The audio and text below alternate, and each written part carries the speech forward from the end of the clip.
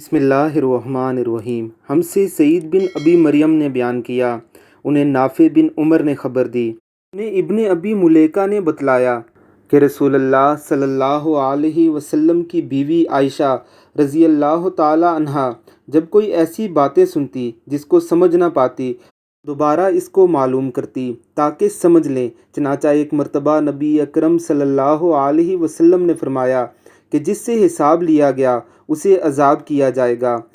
عائشہ رضی اللہ تعالی عنہا فرماتی ہیں کہ یہ سن کر میں نے کہا، کیا اللہ نے یہ نہیں فرمایا کہ عنقریب اس سے آسان حساب لیا جائے گا؟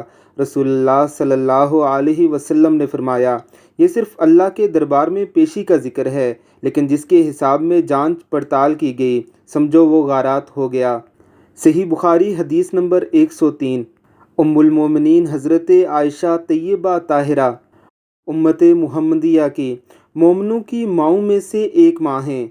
آپ رضی اللہ تعالی عنہ کا اسلوب تھا کہ جب کوئی بات معلوم نہ ہوتی یا کسی بات کو سمجھ نہ پاتی تو رسول اللہ صلی اللہ علیہ وسلم سے دوبارہ پوچھ لیا کرتی تھی۔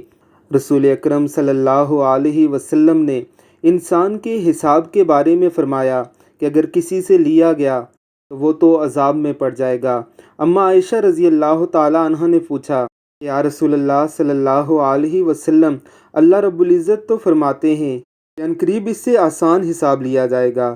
رسول اللہ صلی اللہ علیہ وسلم نے فرمایا کہ یہ تو صرف اس کے دربار میں پیشی کے احوال ہیں، جو حساب کتاب کی جانچ پڑتال میں پڑا وہ تو غارات ہو گیا۔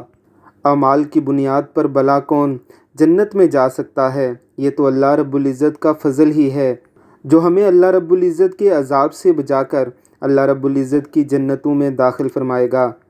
اللہ ہم پر بھی اپنا فضل فرما، آمین ثم آمین۔